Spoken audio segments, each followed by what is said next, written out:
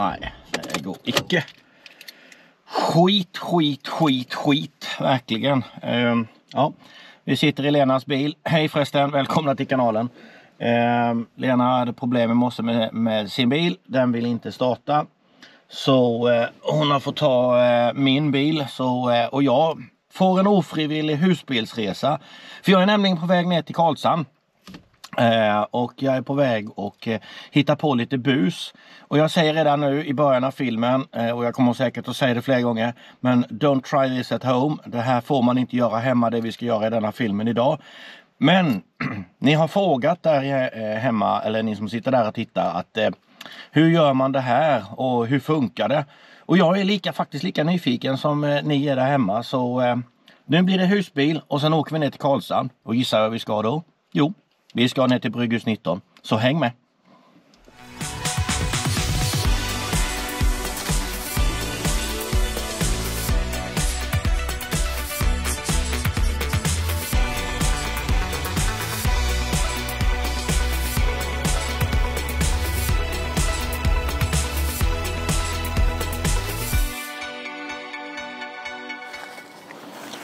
Då har vi anlänt till Karlshamn medan ni har tittat på vignetten och vi är på väg in till bryggeriet, så att ja, ni får helt enkelt hänga med. Ja, eller får ni stänga av, det väljer man själv. Ja. Då är vi redo att sparka igång. Och vad är det vi ska göra idag då, Magnus? Du måste beskriva, vad är det vi ska göra? Alltså detta är ju tokigt då. Det ska bli en destillation. Så baserat på din mammas päron så har det nu jäst ett päronvin som i den vi kallar för brännberit här bakom då 35 liters destillator. Så blir det början på en päronbranding.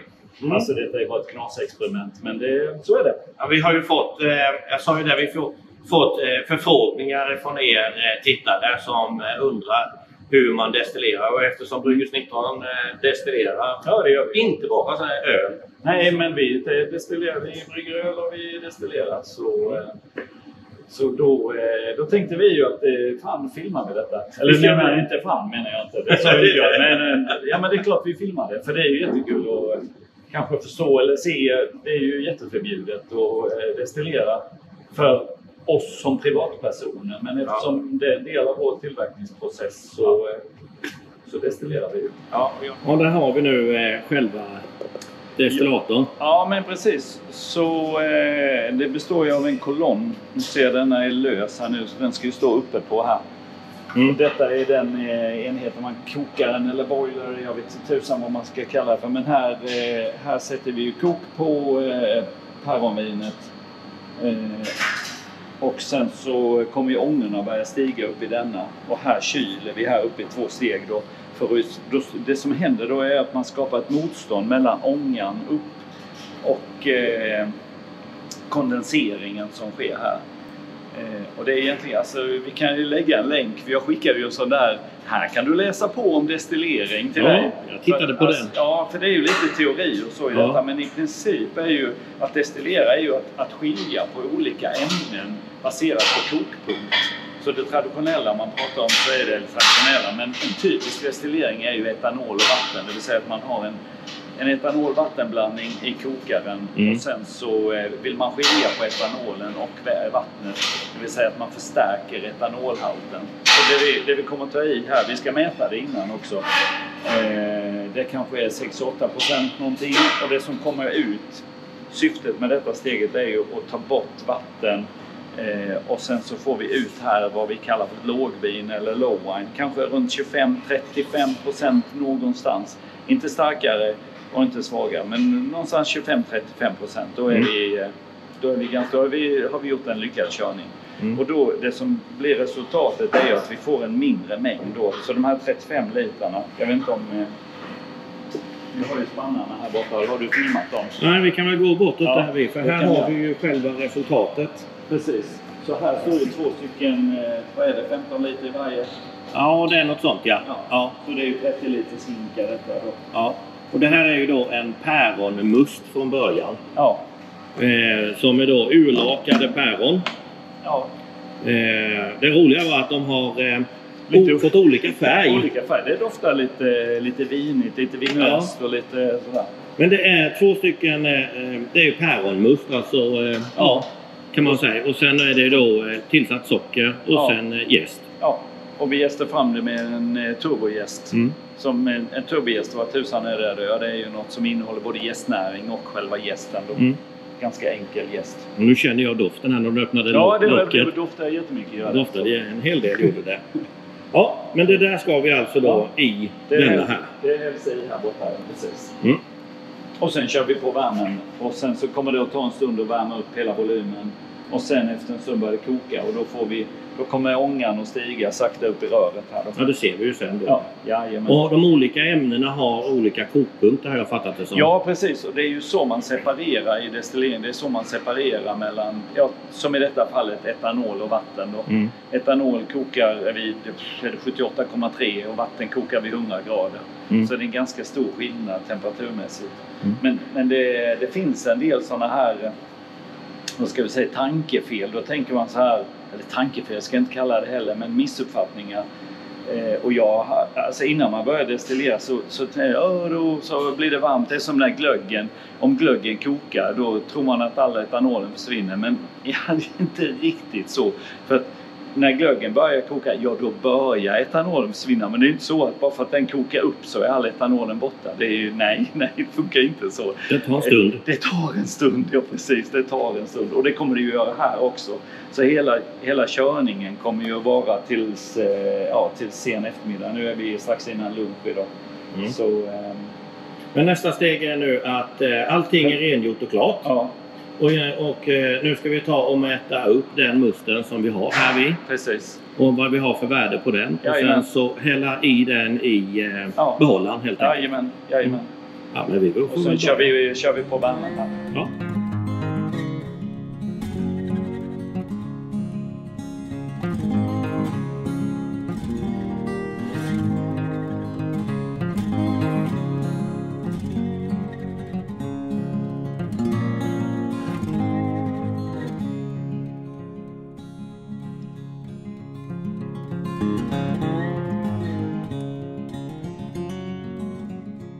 Vi tar och mäta vad vi har för alkoholstyrka på päronvinet som gick i. Och då så har vi en liten mätare för det där. Ska vi se vad den säger då. Precis. 12,3. 12,3%. Wow. Det var ju lite mer än vad vi hade. Mer än vad jag hade. Då hade kalkylen på mängden tillsatt socker ändrats då. Ja, det var värst vad du har fått utgäst. Jäklar, den har slagit i taket. För jag räknade ut att den skulle vara på 8,75 eller liknande. 8 hade ju varit bättre. För i och med att den är så stark nu så kommer vi inte få så mycket päronsmak. Nej, precis. För det kommer att bli mer, det kommer bli smakmässigt tunnare. Ja. För du ser, då mäter här mäter den ju sockerhalten och här gör den en refraktometermätning av densiteten på... De sitter ihop de två är kompisar. Och de två tillsammans så kan man räkna ut både sockerhalten.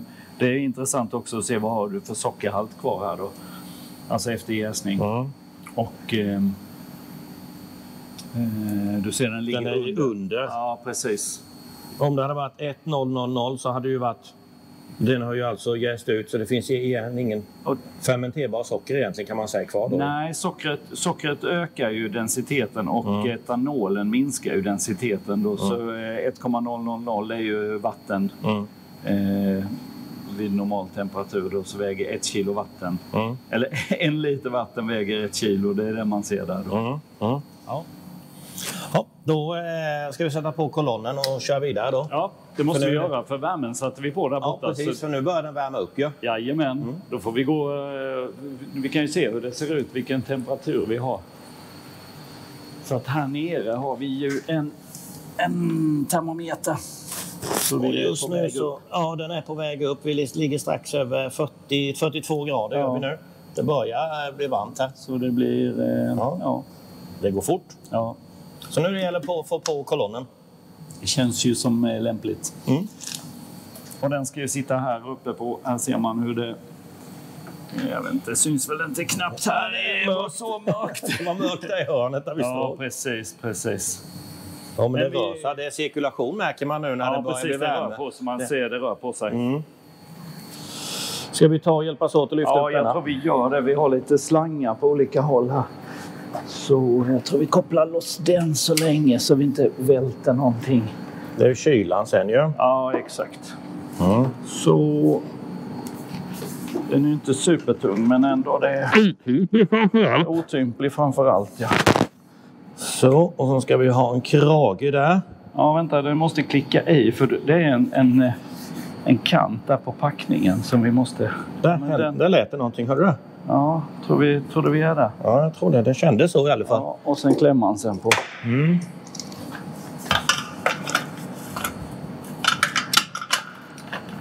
Jodå, det känns rätt.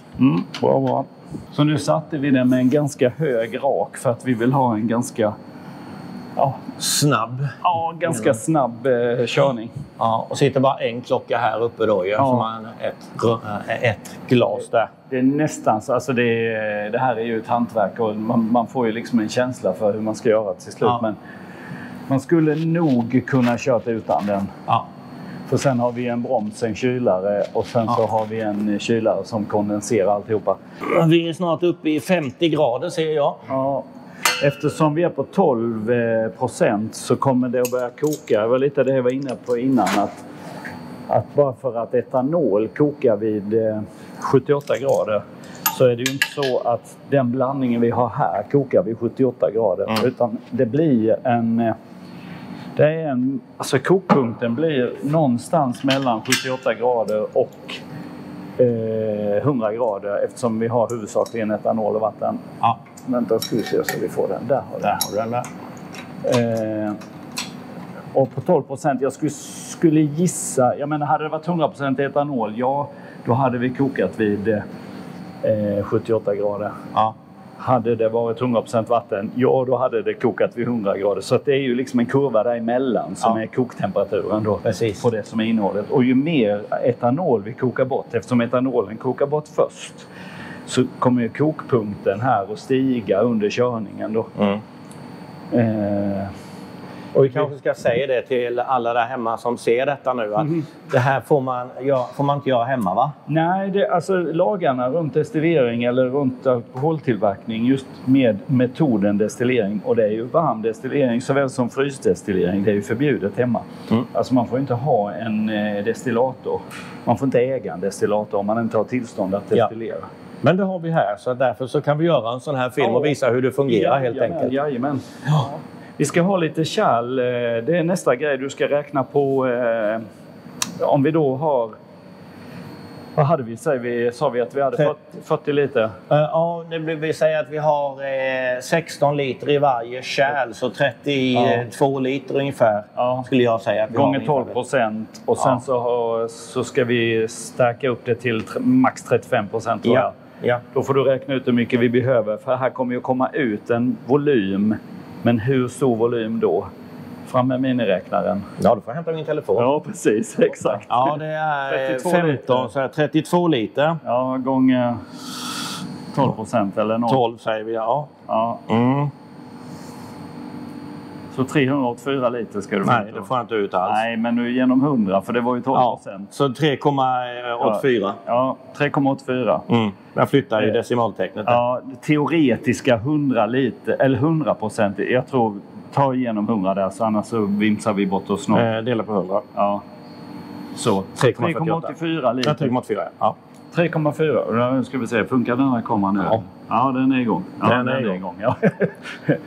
Nej, men då, det är ju den teoretiska mängden etanol som finns i kokkärlet. Men sen vill vi ha den till kanske max 35. Någonstans mellan 25 och 35. Så om vi tar delat med 0,35 så är det ju 35% istället. Då är det 10 liter. Så de ska då förvandlas till ungefär 10 liter. Så det vi får ut här blir 10 liter ungefär. Precis. Ja. Så i den här outputen här så kommer det behövas kunna fånga 10 liter. Ja, precis. Det har börjat komma lite här nu då, Magnus. Ja, nu kommer första dropparna. första man ser är ju att man får upp en rejäl, vi börjar få rätt temperatur på alltså på koktemperaturen i kärlet här då. Och nu är det ju, det är bränsligt där då. Och sen det som händer är ju att temperaturen stiger i kolonnen. Jag tror man kan se, det är både för mörkt och för... Ja, men det är lite... Men det borde koka där inne. För då har vi ju en destillation som sker där. Och sen har vi en liten kyla upp i nästa steg då. Ja. Man kan se här på en liten flödesmätare. Och nu står det nästan stilla. Ska inte röra den. Vänta, jag ska öka den lite. Så att vi får en kyla i denna. Den är ganska varm här. Ja, öka den lite grann kanske. Ja, men det vad sa du? Ja, nu är mera flöde i den. Nu är den nog bra då. Men det första som kom ut, jag doftade på det. Jag kan säga att jag smakade inte, men... Nej, det vill man nog inte göra. Eller ja, det kan man göra det. Jag kan säga det är lite acetonigt som du sa precis innan. Vi körde igång kameran. Päronaceton. Det är aceton med päronlukt. Ja, men det är fantastiskt. För det var inte så mycket pärondoft på vinet i början. Nej. Men nu är det ju en tydlig pärondoft. Ja. Även om detta är huvudet då. Ja, men förklara det här med huvud och vad det nu heter. Men man pratar om huvud, hjärta och svans. Det är ju liksom 3 delar eller 3 huvuddelar i destillationen. Och huvudet, då finns det ju med oönskade ämnen som träsprit och sånt som har lägre kokpunkt. Aceton har ju också en lägre kokpunkt. Nej, men så det kommer ju ämnen som är direkt olämpliga att konsumera, så som metanol till exempel då. Sen att vi kan smaka på det, för då får man liksom en droppe, det spelar ju ingen roll, men det är ju jävligt starkt, plus alla de här som inte ska vara med i den färdiga produkten. Och sen under hjärtat då är det ju med den rena etanolen och dess de här smakerna på det man har i kokaren. Till exempel som denna gången så jagar vi ju päronsmaken då. Och sen mot slutet av det huvudet kommer först, sen kommer hjärtat och sen kommer svansen. Och det är inte så att de här 3 är lika stora, för hjärtat är ju den stora mängden. Och lite beroende på hur vi kör destillatorn så får vi tydligare eller mindre tydliga övergångar.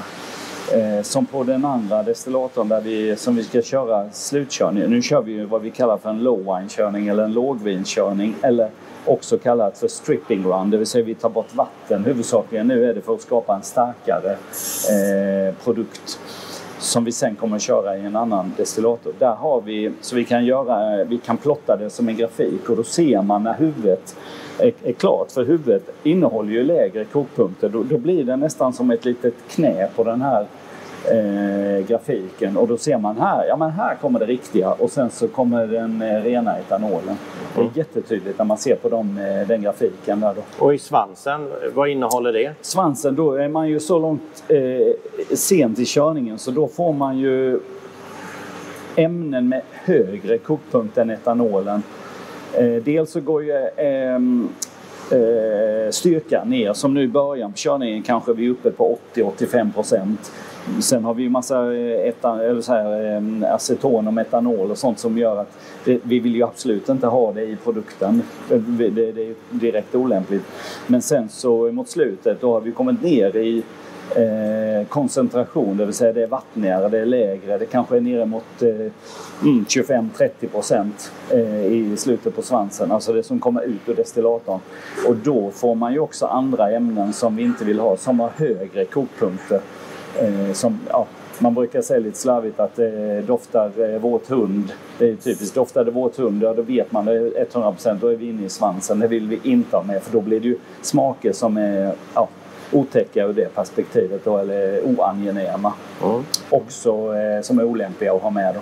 Men i den här strip-runnen som vi kallar det för här då, så vill vi bara köra igenom och få ut de här 10 litrarna då. Ja, så och vi tar inte huvud eller vi tar inte svansen. Nej, det kan vi hoppa över. Vi skulle kunna ta det mest uppenbara, men det är inte det viktiga, för det gör vi sen i nästa steg ändå. Ja. Så... Ja, men den här tuffar på. Ja, den tuffar på. Sådär, nu har det gått ett par... 4 timmar ungefär har det gått, va? Du har bättre koll än jag. Ja, du skrev det står i loggen. Det står i loggen, ja, exakt. Man måste skriva en logg vad man gör. Ja. Och då har det alltihopa gått igenom. Och det har blivit i Filma där, för nu häller vi ut sista backsetet. Ja. Det här som blev över. Ja.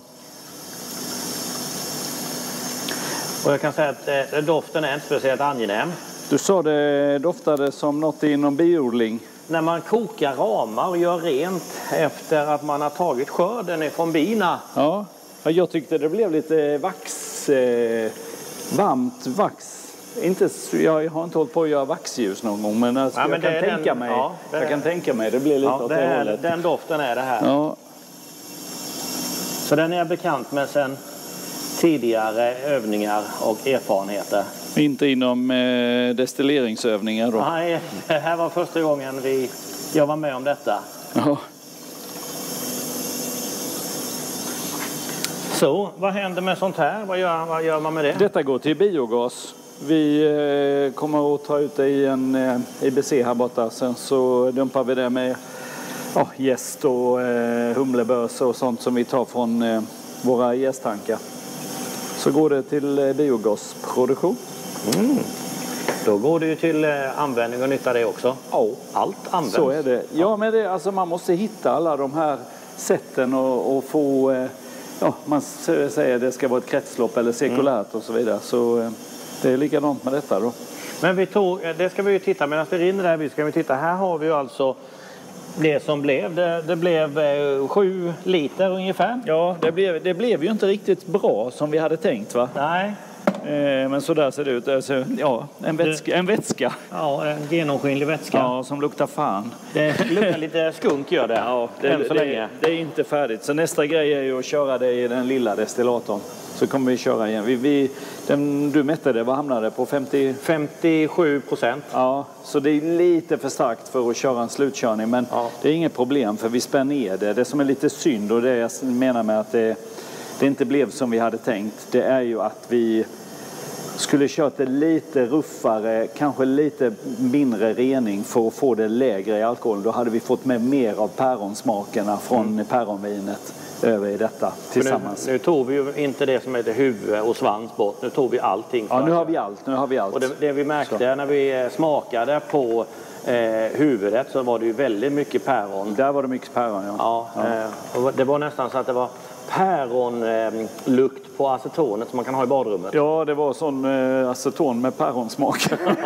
Jag tror att man ska dricka detta. Nej, det är totalt olämpligt. Ja, inte speciellt nyttigt. Men nu är det rengöring som gäller. Ja, precis. Men du nämnde att nästa grej nu är att ta i den lilla destillatorn för att ta ut det fina. Ja, precis. Den är ju på 5 liter. Så vad hade vi där? 7 liter någonting. Ja. Om vi spär det till 2 stycken 5 liters körningar så kommer det att bli jättebra. Och så kommer vi att köra igenom. Då kommer vi att vara jättenoga med temperaturerna och smaka på och klippa liksom mellan huvud och hjärta, och likadant mellan hjärta och svans då. Men jag tänker det gör vi inte. Nu börjar klockan bli mycket, så det tar vi imorgon. Det får bli typ imorgon eller något sånt där. Så kör vi vidare. Men gör det. Så för ni som sitter och tittar, ni får helt enkelt sitta kvar. Idag så ska vi göra en andra körning för att ta bort något som kallas för på engelska head or tail, och så ska vi rädda någonting som heter heart. Och till min hjälp, vem har jag med mig idag? Tja, Dennis. Jag jobbar med att destillera på bryggeriet i vanliga fall. Destillatören, ja. Det är din uppgift. Ja. Och det här kan du alldeles utmärkt. Ja, bränna sprit. Det är mitt jobb. Jag har sagt koka sprit, stämmer det? Ja, koka sprit funkar bra. Koka sprit kör vi på. Ja, vi tar och börjar här lite grann. Vi ställer ifrån oss kameran så får ni se det lite grann från håll här vi. Så ska vi se vad det blir av det. Okej, vi har alltså vår första körning här. 7 liter. Lite bassprit som vi grovdestillerat med lite vatten. Ja, och nu ska vi då ta och spä ut den här. Varför ska vi spä ut den? För den här är nu, enligt protokollet vi gjorde mätningen, så blev den 57,56%. Ja, dels så får man en lite renare process när man spär ner det med vatten, att en del av fulsmakerna kommer fastna i vattnet och inte följa med i kolonnen. Och dels så måste vi undvika att koka torrt helt enkelt, med att värmeelementet bränner om vi inte har tillräckligt mycket vätska i destillatorn. Och den destillatorn som vad jag förstått kallas för Destillena, stämmer det? Ja. Destilena. Yes, och denna destillatorn rymmer hur många liter? 6 liter. Så det här är ju 2 körningar blir ju den här då ju. Ja, det blir lagom att dela upp det. Ja, men då börjar jag med att börja hälla i lite vatten. För då har vi räknat ut hur mycket utav den här tunnan vi ska ha utav den och hur mycket vatten vi ska ha, vi räknat ut. Ja. Så att vi får en lägre halt av procent och att det inte kokar torrt. Ja, och sen kommer vi vara redo att köra igång. Ja, men då kommer vi alldeles strax tillbaka när vi har preparerat destillatorn. Så sitt kvar. Då är den påfylld, Destilena, och vi har satt dit kolonnen som den här heter. Och hur funkar detta nu? För vi har ju pratat om det med den stora, men hur funkar denna här nu? Du som är experten. Ja, nu har vi en liten kompakt destillator, så vi har vår vätska vi vill destillera. Vi värmer på och mäter temperaturen där nere. Då har vi en kolonn som är fylld av små rostfria fjädrar. Så efter tiden vi värmer på så kommer det börja ånga upp och så kommer det börja kondensera och rinna ner igen och ånga upp igen och kondensera och rinna ner igen. Och sakta klättra upp tills vi når vårt lilla utlopp, och det är där vi plockar ut destillatet. Och i början så kommer vi få heads som kommer dofta aceton och smaka ännu värre. Ja, just det. Det är det vi kan göra rent målarpenslarna med. Ja. Typ. Och här uppe har vi lite kylvatten, en kondensator, så att ångan inte ska försvinna och vi får en destillation. Och den pålar på. Så där har vi kylvattnet som snurrar. Det kommer alltså in, nu ska jag se så jag inte ljuger för det. Där kommer det in, ja. Och ut där. Så att det kyler hela vägen där. Och vi har 2 temperaturmätare. En här nere i kärlet och en här uppe i kolonnen då. Så vi kan mäta exakt vilken temperatur vi har. Ja. Och nu kommer det ta en stund där inte så mycket händer. Och när vi väl börjar nå värmen botten i kolonnen så kommer det gå ganska snabbt tills vi får ut vår heads. Ja, men då väntar vi lite grann och sen så ser vi när det börjar komma upp i kolonnen. För än så länge är allting iskallt här. Så att, men det tar en liten stund så återkommer vi. Får se vad det blir av det. Nu börjar vi komma upp i temperatur. Ja, nu börjar det faktiskt hända saker och det börjar rinna här lite. Oj. Det måste vi ta lite close-up. Titta här, det rinner. Första 40 milliliterna. Och hur känns det här? Ja, smaka. Ganska förjävligt. Fy fan. Nej, det där vill ingen dricka. Nej. Hon mår inte så bra på det. Bra alkohol. Nej. Du fick in det i munnen och sen nästan förångades det med en gång, gjorde det. Ja.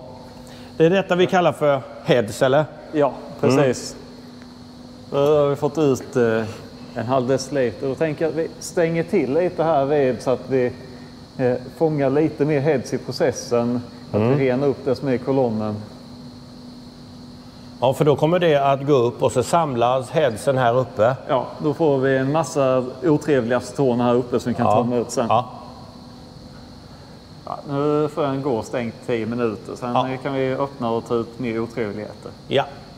Och hur mycket skulle du uppskatta från mellan tummen och pekfingret heads tar man ut ifrån en sån här sats på? Det här är ju i alla fall, vad sa vi, 6 liter?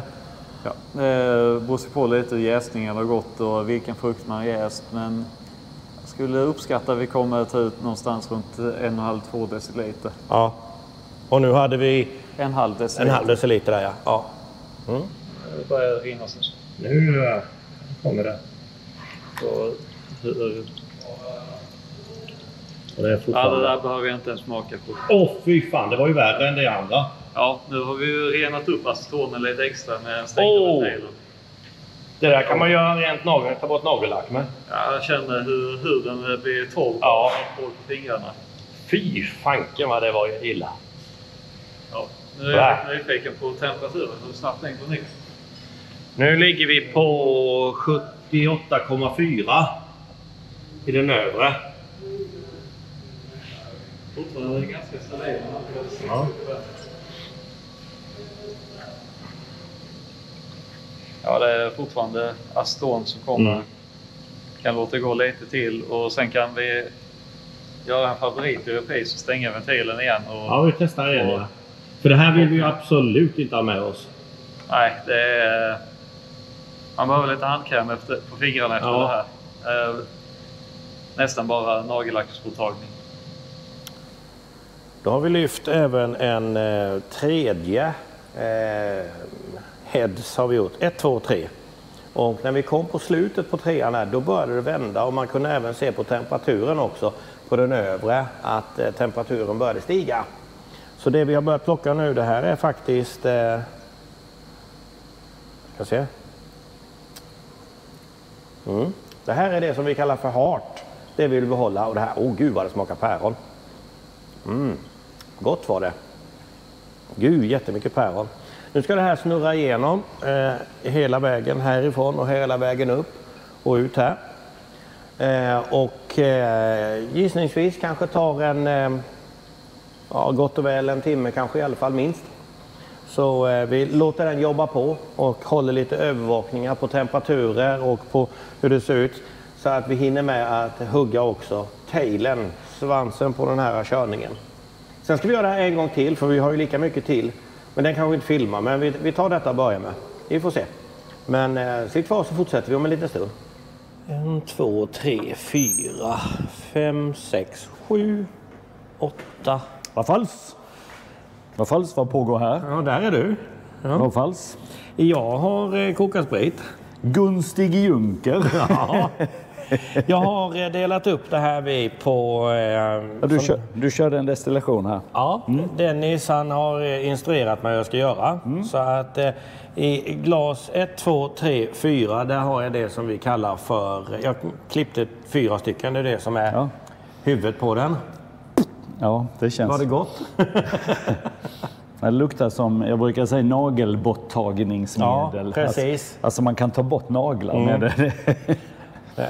Man blir väldigt sträv om huden när man fick det på sig. Mycket aceton i den. Fast bakom acetondoften finns ju... Det finns en intressant fruktighet. Det är ju totalt odrickbart. Ja, det går inte att dricka. Men det är ju... Det finns... Päronet finns kvar där någonstans. Ja, precis. Den var lite mindre, 2. Ja, men det var ju där vi stängde. Och gjorde... Körde en reflux på den. Precis. Det är bra. Och 4 var det precis på gränsen när vi sa att temperaturen stack. Det här var ju angenämt ju. Det var precis när liksom det ökade. Ja. Så att den är på gränsen är den. Sen har vi den som heter 5, 6 och 7. Vad kallar du detta, sa du? Ja, det där är ju headen. De 1, 2, 3 definitivt. Ja, det är huvudet är det. Ja. 4 ligger i gränsfallet innan vi liksom vände. Men vadå huvudet? Vad är det? Vad menar man? Det är där jag har metanol och etanol och annat. Aceton och sånt. Och allt.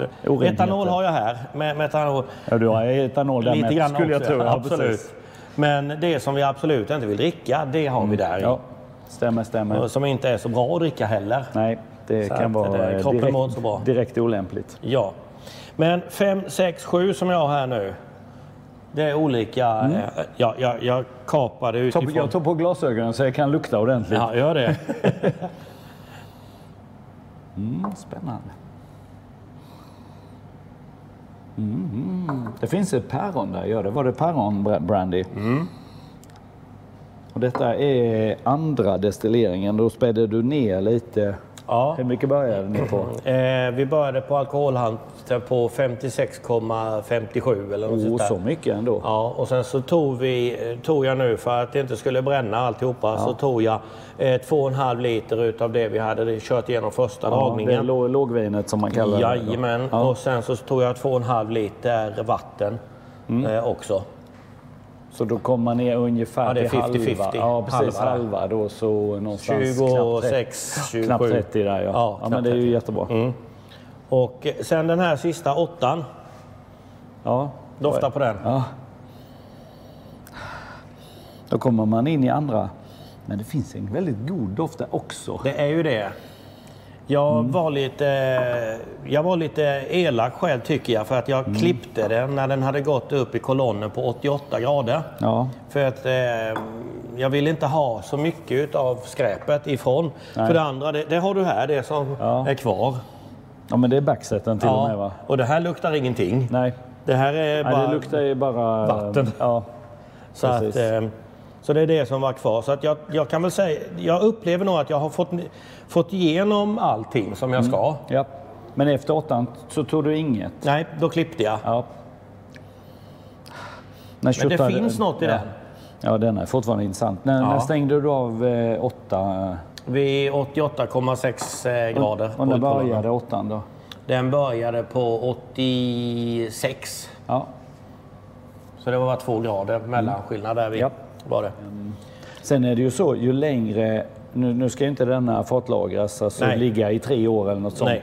Men ju längre fatlagring man har, ju längre upp i end cut point vill man ju gå då. Ja, för det sa Dennis också när inte kameran var igång, att just den sista innan man kattar har man väldigt mycket som kan utvecklas väldigt fina smaker. Ja, exakt. Det bryts ner till en komplexitet och så vidare. Så att Men ska vi ta och blanda detta tycker du? Ja. De 3 första, vi flyttar ner kameran lite grann så att ni ser alla våra behållare här. De 3 första, de kan vi ju använda för att tvätta penslarna med. Ja, de vill vi absolut inte ha, men de 3 i mitten är väl det vi börjar med? De kan vi börja med. Jag har ett lite större kärl här. Ja. Jag har precis sköljt ut det med vatten. Ja. Vi börjar hälla i de 3 som är riktiga som vi vet. Alltså... Vågar du det nu? Ja. Jag blir lite kaxigare nu. Ja, precis. Och jag har lärt mig så mycket idag så... Fan vad det luktade. Det luktade päronsplitt denna. Ja, visst gör den. Ja. Den luktar... Alltså den pärondoften. Det luktar som glassen. Ja, precis. Så det är bara syntetisk päronarom och sockervatten som du har jäst då, eller? Eller hur? Ja. Vad utgick du ifrån? Mina föräldrars päronträd som vi tog ut must ifrån och fermenterade upp det. Och sen så... Vi får säga att inspelningen, det är ju några månader sedan vi gjorde första destilleringen. Oktober 2024. Och nu befinner vi oss i mars 2025. Precis. Så det har stått alltså på så även om filmen blir liksom 2 avsnitt, eller vad hör du nu, klipper ihop det? Ja, det blir rätt blir det. Men det har gått så pass många månader på detta. Hur luktar det? Ja, det är bra. Det är bra. Det är nice. Det luktar glass, gör det. Ja, det kommer bli skithäftigt. Ja. Får jag komma med förslag? Ja, men absolut. Nu behöver jag din expertis när jag står för jag tror hela nummer 8 ska i. Du får bestämma, men jag tror hela den ska i. För det som man absolut vill undvika och vid fatlagring vill ha i, enligt vad jag har liksom kommit fram till, och jag kan ju bara vad jag kan. Jag är ingen expert på något sätt. Och det är ju att det är en doft som, om man jämför en våt hund, det är den man vill undvika. Men det luktar det inte. Nej, exakt. Vi har inte våt hund i den. Nej. Vi har ju en fortsättning, en lite klenare variant på... Nej, det är en fruktighet. Ja. Kanske lite moget äpple eller något sånt. Ja, mer moget. Lite den stilen. Ja. Och det kommer ju vara jättebra kompis med... Tror jag då. Det tror jag faktiskt också. Ska vi ta in en näsa till? Ja, för det är inte fel. Innan vi häller i så kan vi bestämma. Ja, vi kollar med den. Den som är ändå destillatören. Ja, precis. Och det är samma med 4 där vi. Ja. Dennis. Vi behöver din hjälp. Nu plockar vi in alltså Brygghus 19, eller One Iron Spirit ska vi säga egentligen, för det är det som är varumärket för alkoholen. Destillatören som är alltså expert. Nu hällde vi ihop 4, 5 och 6 här, eller 5, 6, 7. 5, 6, 7? Ja, så den velar vi på. Vi hällde ut lite och smakade på. Nu får vi domen här. Ja, eller så får vi en smaknäsa till. Ja, jag tror vi skippar den. Du tror vi skippar den? Jag tyckte det var väldigt mycket... Det är en del päron i den, men det är också en del aceton kvar som kan skära sig. Då har vi den sista då. 8 här vid.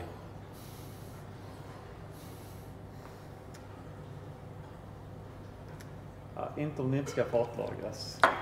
Du tycker den är så långt in i svansen? Vad har vi lärt oss av det här? Ingenting. Nej, just det. Ingenting. Jag har lärt mig jättemycket. Och det är ju bra. Och vi ska ju fortsätta med en körning till. Men det kommer att ske precis exakt samma sak, hoppas jag. Eller i alla fall likvärdigt i alla fall. Ja, du kanske kör längre, men det kanske du inte gör nu när du ändå... Vi ska se det. Du skulle ju också kunna göra som så att den kuttar du på mitten och det är ju tempen du kör då.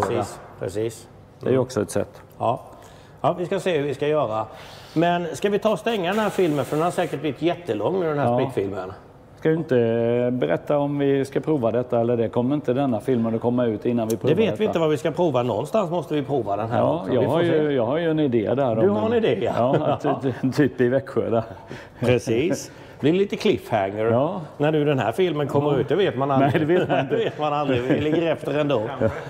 Ja, precis. Växjö, nej, men jag tror vi stänger den här filmen. Och nu har ni fått se hur man destillerar till sprit helt enkelt. Hur man gör sprit. Ja. Och det är kul. Eller hur? Ja, nu ska bara se vad vi har för tempo. Nu tappade han intresset för mig, gjorde han. Oj, Men vi har visat det här. Jag kommer att lära mig mera om hur det här fungerar. Ja, jag tyckte också det plaskade. Inte så kanske mycket för rusets skull, utan för att det är kul att få ut olika smaker i någon sån här dryck. Nej. Så att vi fortsätter där helt enkelt. Så från denna gången till nästa gång, ta hand om varandra, kör försiktigt och ha det absolut bäst. Nej, 100%, så ses vi i en annan film, vad det nu kommer handla om. Ha det nu bra!